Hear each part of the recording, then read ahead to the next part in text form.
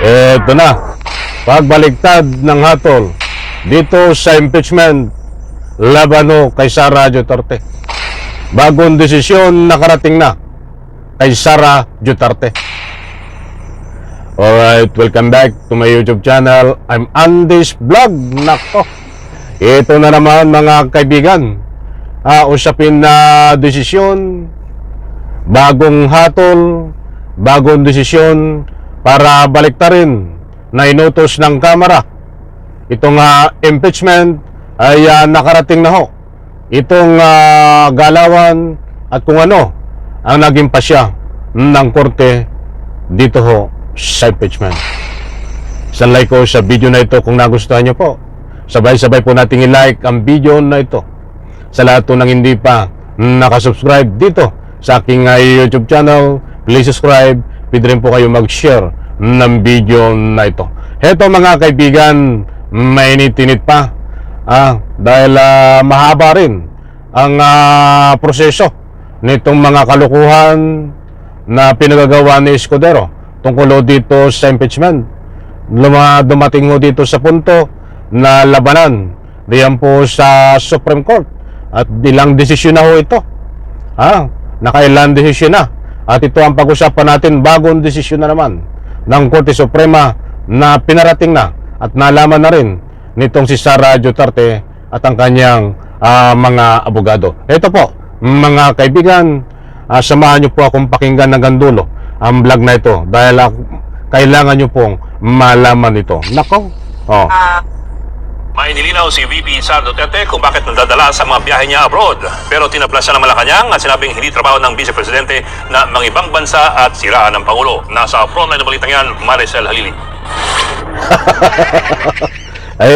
Wala ko tayong maasahan dito. Dito kay Sara Mapuset. Ako nga ay nananawagan. Baka ho kayo may kilalang albularyo na espesyalista. Hindi basta albularyo espesyalista dahil na kailangan po nito talagang albularyo para patingnan ang laman ng kaisipan. Ayaw ko nang talakayin yung mga saka natin talakayin yung mga pagalagala niya, diba? Parang nalipasan ng gutom na pagalagala, pakalat-kalat sa ibang bansa ay buti kung pagdating ng Pilipinas at pagdating niya doon ay kapaki-pakinabang ng taong bayan ay hindi babalik sa Pilipinas ay may kasamang mga fake news. At kung ano nung pinagsasabi, darating sa ibang bansa, nagrarally, nasisiraan ang sariling bansa niya. Nako ho, hindi ho gawain ng matino yan. Gawain ho, na ika nga po yung malakas ang tama. Nasobrahan ito ng masobrahan ng talino? Sa bandang gitna mga kaibigan itong ating tinatalakay, ay babagi ko po sa inyo. Ito nga bagong desisyon ng Korte Suprema tungkol dito sa pagbaligtad ng impeachment, baliktarin ng hatol na impeachment laban kay Sara Duterte. Bigyan mo natin ng daan ito. Ito nga litis kung saan pakalat-kalat, itong si Sara Duterte na parang parang buwang na to Para saan ka nagta-travel? Sagot siya ni Vice President Sara Duterte. Hindi naman ako nag-travel dahil gusto ko mag-travel.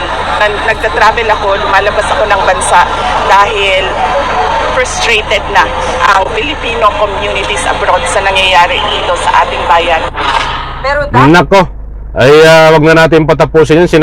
Ginagamit ang OFW. Sinasabi nga niya na frustrated na ang mga OFW dito sa ating bansa kaya siya ay nagtatravel. Huwag mong gamitin sa Sara Duterte, bagong modus mo na naman yan. Mahiya ka naman sa iyong sarili. O kung may OFW na naniniwala sa iyo, ay baka ilang tao lang ang yan. Mga ilang tao lang ang naniniwala sa iyo. Gaano kadami ang OFW buong mundo. Huwag mong gamitin ang salitang OFW. Huwag kang mambudol. Ito ay susunod natin mga kaibigan. Baka tayo kulang sa oras. Itong nakarating na sa kanya ang bagong hatol. Panibagong hatol ito. Kahapon lang lumabas. Mga mahal kong taga-subaybay tungkol dito sa pagbaliktad ng unang hatol na unconstitutional tungkol dito sa impeachment. Ay meron na pong kasagutan, bagong desisyon ang Supreme Court. Nandiyan po, naka-flash sa screen. pwede nyo pong basahin, i-screenshot para lubos ninyong maunawaan. VP Sara Camp, natanggal na ang Supreme Court order sa impeachment appeal. Maliwanag po. Babasahin po natin ang nilalaman. O heto ho, magkukomento na si VP Sara. O, natanggap na ng kampo ni Vice President Sara Duterte ang formal notice mula sa Korte Suprema na nag-uutos sa kanyang magkomento ng inihaing motion for reconsideration ng Kamara. Ang nakapaloob po doon sa motion ay baliktarin ang unconstitutional na unang hatol sapagkat ito po ang naunang naging desisyon ngayon. Bagong desisyon ng Korte Suprema ay pinagkukomento itong si Sara Duterte. Ano naman ay kukomento dito ni Sara Duterte kaya? Mag-iimbento na naman ito para si Marcoleta. Mahilig mag-imbento, no? Escudero, mahilig mag-imbento ng mga sasabihin. O ito pa, ituloy natin. Kaugnay ito sa desisyon ng Korte na ideklarang labag sa saligang batas ang Articles of Impeachment laban sa BC. May 10 araw ang Vice na nagsumite ng kanyang sagot. Tayo naman, we have been working on the comment pahayag ni Atty. Michael Pua, Council BC sa programa Sa Totoo Lang. So 11 hours show mga kaibigan ang nakakaraan itong post na ito.